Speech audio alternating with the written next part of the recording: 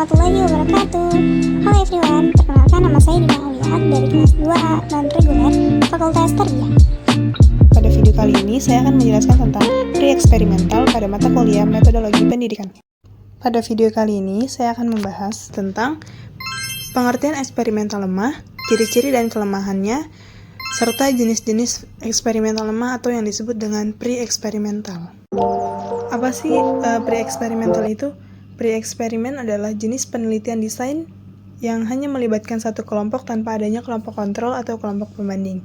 Di dalam penelitian ini, kelompok yang diuji akan diberikan perlakuan tertentu, kemudian diukur hasilnya setelah diberikan perlakuan tersebut. Namun karena tidak adanya kelompok pembanding, jadi sulit untuk memastikan apakah perubahan yang terjadi disebabkan oleh perlakuan atau faktor lainnya yang tidak terkontrol.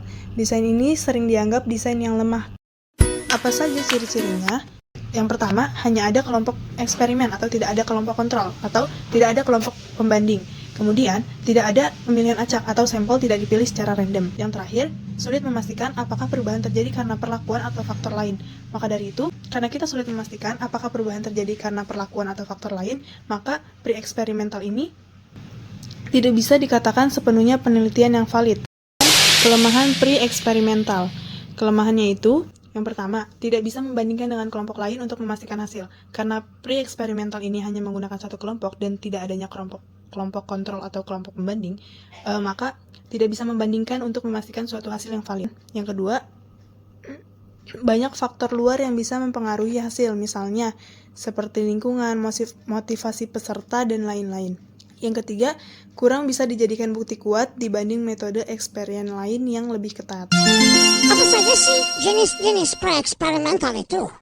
Jenis-jenis pre-eksperimental itu terbagi menjadi 3. Yang pertama, ada desain studi kasus sekali tes atau one-shot case study. Desain eksperimen ini merupakan desain yang paling sederhana, di mana hanya ada satu kelompok yang diberikan perlakuan, dan satu kelompok ini diberikan diberikan tanda dengan huruf. Kemudian, hasilnya diukur setelah perlakuan diberikan tanda Y. Kondisi sebelum dan sesudah diberikannya perlakuan. Dan metode ini membuat kurang kuat dalam membuktikan apakah perlakuan benar-benar menyebabkan perubahan yang terjadi. Jenis yang kedua yaitu desain kelompok tunggal dengan pretest, perlakuan post-test. Yang dimana desain ini ada satu kelompok yang diberi tes awal atau pretest, kemudian diberikan perlakuan, setelah itu diberikan post-test. Langkah-langkahnya, yang pertama kelompok diuji dengan pretest untuk melihat kondisi awalnya, untuk mengukur kondisi awalnya. Setelah itu, kelompok eksperimen diberikan perlakuan dengan metode baru yang akan kita berikan. Setelah diberikan perlakuan, kelompok eksperimen diberikan post-test untuk mengukur perubahan setelah diberikan perlakuan. Kemudian, hasil pretest dan hasil post-test setelah diberikan perlakuan. Dan pretest biasanya ditandai dengan Y1, perlakuan ditandai dengan X, dan post-test ditandai dengan Y2. Contohnya, ketika seorang guru mempunyai metode baru untuk meningkatkan nilai siswanya, sebelumnya seorang guru memberikan pretest kepada siswa. Setelah itu, seorang guru memberikan perlakuan dengan metode baru itu. Diberi perlakuan, diberikan kembali tes untuk mengetahui seberapa jauh efek dari perlakuan yang telah diberikan guru dengan metode baru itu. Kemudian jenis yang ketiga yaitu desain rangkaian waktu tanpa kelompok kontrol atau time series design without control. Desain ini melibatkan satu kelompok yang diuji beberapa kali sebelum dan setelah diberikan perlakuan. Tujuannya untuk melihat apakah ada perubahan yang konsisten setelah perlakuan dilakukan. Langkah-langkahnya yang dikerjakan pada desain ini, yang pertama yaitu sebelum perlakuan, kelompok diuji beberapa kali tes, kayak 1-4 kali, untuk melihat apakah kondisinya stabil atau berubah-ubah.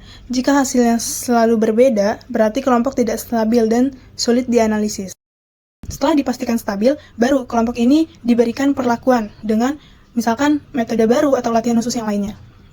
Setelah diberikan perlakuan, kelompok diuji lagi beberapa kali tes, seperti tes yang ke-5 sampai ke-8, untuk melihat apakah ada perubahan yang bertahan atau hanya sementara.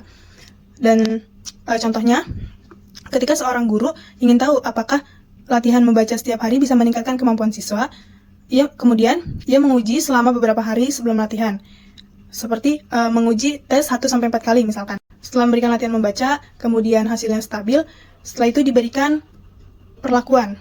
Setelah diberikan perlakuan atau metode lainnya, metode baru lainnya, diberikan lagi ujian beberapa kali tes. Diberikan lagi beberapa kali tes untuk menguji apakah peningkatan dari perlakuan yang telah diberikan menghasilkan peningkatan yang konsisten.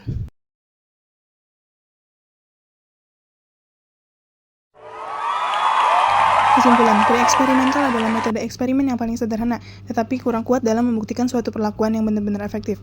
Desain ini adalah jenis penelitian yang menggunakan satu kelompok tanpa adanya kelompok pembanding. Meskipun cepat digunakan, tetapi desain ini memiliki kelemahan yang besar karena tidak dapat mengontrol faktor-faktor lain yang bisa mempengaruhi hasil. Jadi, meskipun bisa memberikan gambaran awal, hasilnya tidak bisa dijadikan kesimpulan pasti tentang pengaruh perlakuan yang diberikan. Kepanjangan banget gak sih ini videonya? Wow. Oh ya guys, ada yang ketinggalan. BTW aku mahasiswi Universitas PTIQ Jakarta. Mungkin udah kali ya videonya sampai sini aja. Semoga bermanfaat. Thanks for watching.